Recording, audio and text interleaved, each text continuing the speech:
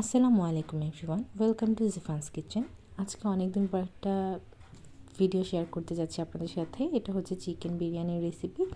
খুবই সহজ উপায়ে কীভাবে আপনারা চিকেন বিরিয়ানি রেসিপি করতে পারবেন সেটার জন্য আজকের এই ভিডিওটা আপনাদের সাথে শেয়ার করা। তো আমি এখানে প্রথমে মাংস নিয়ে নিয়েছি। মাংস এখানে ছিল টোটাল 10 কেজি। আর এর মধ্যে আমি মশলা দিয়ে দিচ্ছি। আমি এখানে আদা বাটা দিয়ে দিয়েছি 3 টেবিল চামচ, রসুন বাটা দিয়ে দিয়েছি 2 টেবিল চামচ। এরপর আমি এখানে টক দই ব্যবহার করছি। টক দই হচ্ছে আমাদের এখানে কাপ হিসেবে কিনতে পাওয়া যায়। আমি এখানে টোটাল 3টা কাপ ইউজ করেছি, প্রতিটাতে 150 গ্রামের মতো করে আছে আর কি। এরপর আমি এখানে ব্যবহার করছি রেডিমেড যে তেহারি মশলাটা পাওয়া যায়, রেডিমেড তেহারি মশলা। এখানে আমি টোটাল 4টা প্যাকেট ইউজ করেছি তেহারি মশলার। এরপর আমি এখানে দিয়ে দিয়েছি কাঁচামরিচ বাটা। এরপর আমি দিয়ে দিচ্ছি টমেটো সস। টমেটো সস এখানে আমি মোটামুটি হাফ কাপের থেকে একটু বেশি ইউজ করেছি। এরপর আমি দিয়ে দিচ্ছি বেরেস্তা।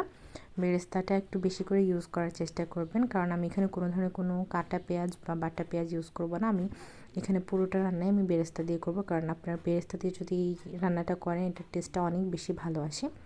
এরপর আমি এখানে দিয়ে দিচ্ছি লবণ। লবণ দেওয়ার পর আমাদের মোটামুটি সব উপকরণ দেওয়া শেষ। এবার হচ্ছে মাখানোর পালা। এই মাখানোটা যত ভালো হবে আপনার বিরিয়ানির টেস্টটা তত ভালো হবে। আর এটা ম্যারিনেট করে মোটামুটি 2 থেকে 3 ঘন্টা রেখে দেওয়ার চেষ্টা করবেন। যদি হাতে সময় কম থাকে মিনিমাম আধা ঘন্টা ম্যারিনেট করে রেখে দেওয়ার চেষ্টা করবেন। তো আমাদের মাখানো শেষ হওয়ার পর আমরা এখন চলে যাচ্ছি নেক্সট স্টেপে, যেটা হচ্ছে মাংস কষানো। মাংসটা আমি 1 ঘন্টার মতো ম্যারিনেট করে রেখে দিয়েছিলাম।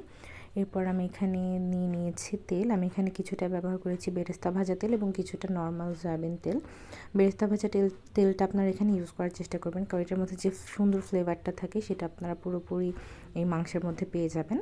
আর এরপর আমি এখানে মাংসগুলো দিয়ে দিচ্ছি। মাংসগুলো দিয়ে এটাকে একদম হাই হিটে আমরা জাল করে নিব। আমি এই বিরিয়ানিটা রান্না করেছিলাম আমার ফুপির স্কুলের একটা প্রোগ্রামের জন্য। তো এই জন্য এখানে অনেক বড় একটা আয়োজন। আমাদের বিরিয়ানিটা করা হয়েছিল 10 কেজি মাংস এবং 7 কেজি চাউল দিয়ে। আর মাংসের পরিমাণ, চাউলের পরিমাণ এটা কোনো রেশিও ইউজ করিনি আমরা, জাস্ট নিজেদের মন মতো করে দিয়ে নিয়েছি। তো এটা কষানোর সময় মনে হচ্ছিল যে মরিচ বাটাটা কম দেওয়া হয়েছে, এই জন্য আমি আরেকটু মরিচ বাটা দিয়ে নিয়েছি এর মধ্যে। এটাকে হাই হিটে কষাতে হবে, খুব লং টাইম নিয়ে কষানো যাবে না, যেহেতু এখানে পোলট্রির মাংস ইউজ করা হচ্ছে। তো যতটা কম সময়ে নিয়ে কষানো যায় ততটাই ভালো। আর যখন দেখবেন মোটামুটি 60-70% কুক হয়ে গিয়েছে তখন মাংসগুলো তুলে নেবেন এভাবে। তুলে এরপর এই ঝোলটুকু রেখে দেবো, এটাকে আমরা রাইসের মধ্যে ইউজ করব। তো আমরা যেহেতু বড় রান্না এই জন্য আমরা গ্যাসে বা রুমের কোনো চুলাই ইউজ করিনি। আমরা এখানে বারান্দায় ইট দিয়ে চুলা বানিয়ে নিয়েছিলাম। এখানে আমার বাসার লোকজন আগুন জ্বালিয়ে দিয়েছে। এরপর আমি এখানে রান্নার জন্য চলে গিয়েছি। এখানে প্রথমে যে আমাদের যে ঝোলটুকু দেখতে পেলেন, যেটা হচ্ছে মাংস তোলার পরে রয়ে গিয়েছিল, সেটুকু এটার মধ্যে আমরা প্রথমে দিয়ে একটু গরম করে নিয়েছি। এরপর আরও 1 প্যাকেট যে তেহারি মশলা, সেই মশলাটা আমরা এখানে দিয়ে নিয়েছি। টোটাল আমরা এখানে 5 প্যাকেট ইউজ করলাম তেহারি মশলা। এরপর আমরা এখানে দিয়ে দিয়েছি আমাদের যে চালটুকু ধুয়ে রাখা ছিল, একদম পানি ঝরানো চালটা, সেটা আমরা এখানে দিয়ে দিয়েছি। খুব ভালোভাবে সময় নিয়ে ভেজে নিয়েছি আমরা, মোটামুটি 7 থেকে 8 মিনিটের মতো চালগুলো ভেজে নিয়েছি। যখন চালগুলো একদম সুন্দরভাবে ভাজা হয়ে গিয়েছে এরপর আমরা এখানে পানি দিয়ে দিয়েছি। চাল এবং পানির রেশিওটা সবসময় 1:2 থাকবে, মানে আপনি যদি 1 কাপ চাল ইউজ করেন আপনি এখানে 2 কাপ পানি ইউজ করবেন। আপনি 1 কেজি চাল ইউজ করলে আপনি 2 কেজি পানি ইউজ করবেন। তো এই রেশিওতে যদি আপনারা রান্না করেন তখন আপনাদের বিরিয়ানিটা একদম পারফেক্ট হবে। অবশ্যই গরম পানি ইউজ করতে হবে, এখানে ঠান্ডা পানি ইউজ করা যাবে না। তো এরপরে আমি এখানে দিয়ে দিয়েছি লবণ স্বাদ মতো, যেটা আমার মাংসের পারফেক্ট লবণ ছিল। বাকি যে রাইসের জন্য যতটুকু লবণ প্রয়োজন ততটুকু আমি এখানে দিয়ে নিয়েছি। কিছুটা কিশমিশ এবং কেওড়া জল দিয়ে নিয়েছি আমি মোট 2 চা চামচের মতো। এরপর এটাকে আমি ঢেকে দিয়েছি মোটামুটি একটা সেদ্ধ হয়ে যাওয়া পর্যন্ত।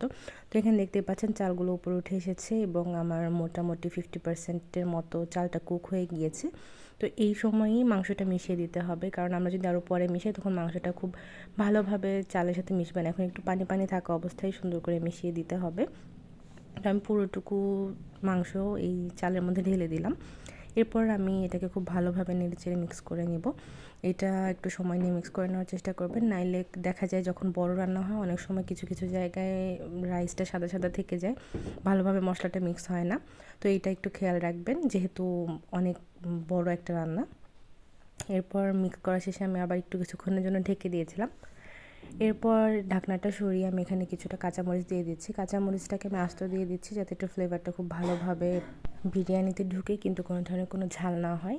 এরপর আমি কিছুটা বেরেস্তা দিয়ে দিচ্ছি। এখানে আমি যে বাকি বেরেস্তা ছিল তার মধ্যে থেকে অর্ধেকটা দিয়ে নিয়েছি এবং বাকিটা আমরা একদম শেষে ইউজ করব। তো আমি আবার কিছুক্ষণের জন্য ঢেকে দিয়েছিলাম, একদম দমে রেখে দিয়েছিলাম একদম লো হিটে। এরপর এটাকে আবার একটু নেড়েচেড়ে উপরের চালটুকু নিচের দিকে, নিচের চালটুকু উপরের দিকে এইভাবে নেড়েচেড়ে নিচ্ছিলাম, কারণ যাতে আমাদের পুরোটাই একদম ইভেনলি কুক হয়। তো এভাবে নেড়েচেড়ে নিলে দেখবেন যে এটা অনেক পারফেক্ট একটা টেক্সচার চলে আসে, উপরে নিচে পারফেক্টভাবে সেদ্ধ হয়। আর যেহেতু পুরোটা রান্নাই এখন দমে করা হচ্ছে, তো এটা একটু সময় নিয়ে করার চেষ্টা করবেন। আমি মোটামুটি 35 থেকে 40 মিনিটের মতো দমে রেখেছিলাম। তো আবার আমি কিছুক্ষণের জন্য ঢেকে দমে রেখে আমি আবার ওইটাকে উঠে দেখে নিচ্ছিলাম যে আমার রাইসগুলো পারফেক্টলি কুক হয়েছে কিনা। তো আলহামদুলিল্লাহ খুবই ভালোভাবে কুক হয়ে গিয়েছিল রাইসটা। এই পর্যায়ে নাড়াচাড়ার সময় আমি আরেকবার বেরেস্তা ইউজ করব, কারণ আমি এখানে অনেকটুকু বেরেস্তা, মোট 1 কেজির মতো বেরেস্তা ইউজ করেছি, যাতে আমার বিরিয়ানি ফ্লেভারটা সব থেকে ভালো আসে।